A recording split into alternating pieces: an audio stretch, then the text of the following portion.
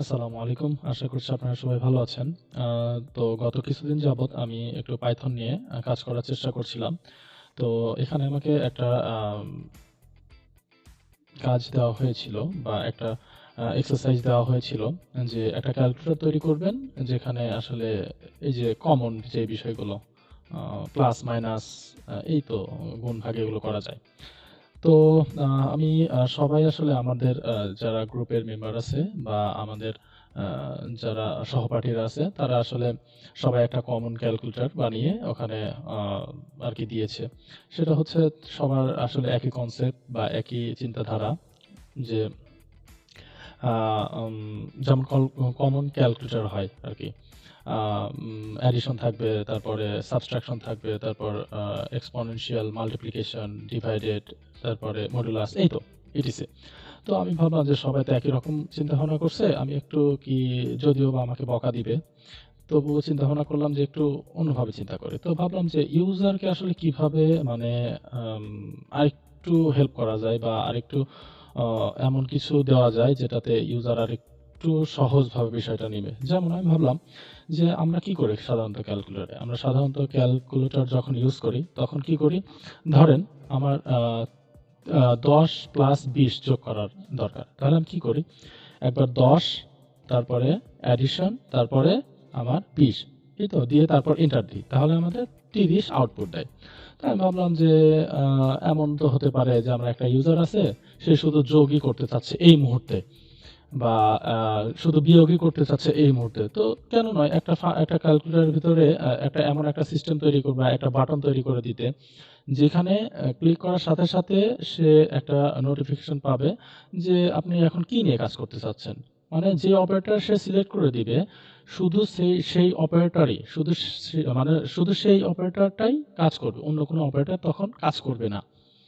তাহলে সুবিধাটা কি হবে, এই যে আমার 10 প্লাস তারপর 20 চাপতে হচ্ছে, এত দূর যাইতে হবে না, আমার শুধু 10 এন্টার 20 চাপলেই 30 আমার আউটপুট আসবে। মানে আমার বারবার অ্যাডিশনে চাপ দেওয়ারই দরকার নাই। চলেন আমরা ফাংশনটা দেখি বা প্রজেক্টটা দেখি, ছোট একটা, যদিও বা এটা খুব মানে সিলি একটা ম্যাটার, মানে এগুলো তো বেসিক।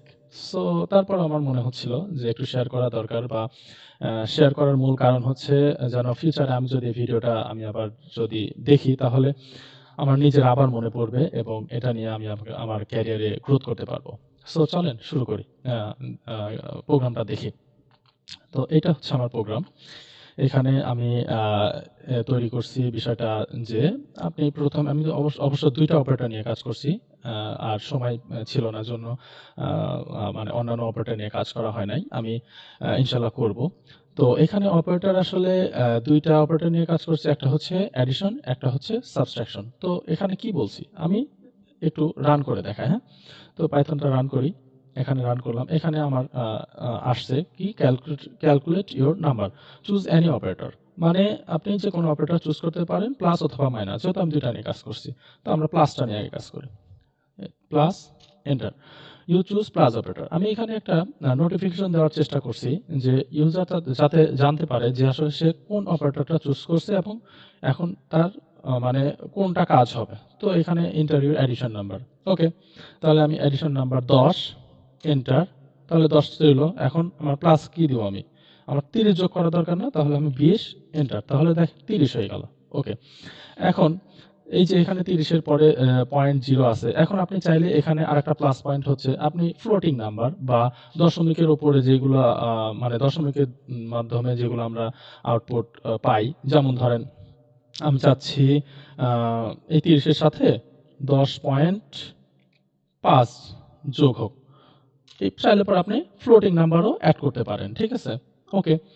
তো আপনি আপনাকে বারবার কিন্তু অ্যাডিশনটা আর চাপতে হবে, মানে অ্যাডিশন যেই কিওয়ার্ডটা আছে সেটা চাপতে হবে না। আপনি জাস্ট শুধু নাম্বারগুলো দিয়ে এন্টার করে যাবেন। আপনি এখানে অ্যাডিশন করতে পারবেন। ঠিক আছে? ওকে। তাহলে এখন আমরা দেখি যে সাবট্রাকশন আসলে কি করছে, হ্যাঁ? তো চলেন এটা ক্লিয়ার করি। আচ্ছা, এখন সাবট্রাকশনটা আমরা দেখি। এখানে মাইনাস, আচ্ছা সেম, আমি একটু নোটিফিকেশন দেওয়ার চেষ্টা করছি যে ইউ চুজ সাবট্রাকশন অপারেটর, ওকে। তাহলে ইন্টার ইউর টোটাল নাম্বার। এখানে একটা বিষয় আছে, সেটা হচ্ছে একটা টোটাল নাম্বার কি জন্য বলছি, আপনি যখন মাইনাস করবেন আপনি তো আর জিরো থেকে মাইনাস করবেন না, আপনি মাইনাস করবেন আপনার নির্দিষ্ট একটা নাম্বার থেকে। যেমন আপনার কাছে ধরেন ১,০০০ টাকা আছে, আপনি এখান থেকে কিছু মাইনাস করতে চাচ্ছেন, ধরেন ৫০ টাকা বা ২০০ টাকা বা ৩০০ টাকা এখান থেকে মাইনাস করতে চাচ্ছেন, অথবা আপনার অ্যামাউন্টটা হচ্ছে ১,০০,০০০ টাকা বা ২,০০,০০০ টাকা, সেখান থেকে আপনি কিছু মাইনাস করতে চাচ্ছেন, ঠিক আছে? তো চলেন এখান থেকে মাইনাস করি আমরা। তাহলে আমার ইন্টার ইউর টোটাল নাম্বার, প্রথমে টোটাল নাম্বারটা আমরা বলতে পারি যে আমার টোটাল নাম্বার হচ্ছে ১,০০০। এখন এই ১,০০০ থেকে তুমি আমাকে ৫০ টাকা মাইনাস করে দাও। তাহলে কত হচ্ছে? ৯৫০। আচ্ছা, এখান থেকে আমি এটা বলতে পারি যে ৯০ টাকা মাইনাস করো। তাহলে ৮৬০ টাকা।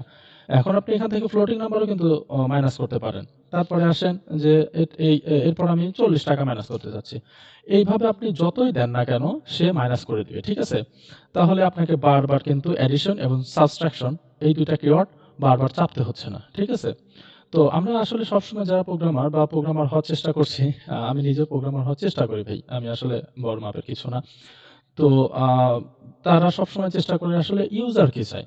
বিশেষ করে আমরা সেই ইউজারকে টার্গেট করি যে ইউজার সবথেকে বেশি আ প্যারা দেয়। ঠিক আছে? সবথেকে বেশি পেইন দেয়। আমরা শুধু সেই ইউজারকে বেশি টার্গেট করি। যে এই ইউজার এইটা চাইতে পারে, ইউজারকে কিভাবে আরো সহজ করে দেওয়া যায়। ঠিক আছে? তো আমিও চেষ্টা করলাম যে আসলে ইউজারকে আসলে কিভাবে সহজ করা যায়। ঠিক আছে?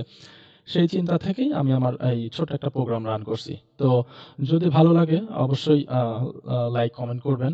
আর যদি আপনার খারাপ লেগে থাকে বা আমি যদি কোনো খারাপ উচ্চারণ বা আপনার মনে হয় যে এটা ঠিক না বা এরকম আসলে সিলি একটা ম্যাটার, তাহলে অবশ্যই আমাকে ক্ষমা করবেন। আমি আ এই বিষয় নিয়ে আসলে যেহেতু লার্নিং পারপাস এ আছি, আমি চিন্তা ভাবনা আসলে আপনি যতই খারাপ বলেন আমার আসলে ওটা গায়ে বাঁধবে না। কারণ আমি আমার মতো। ঠিক আছে?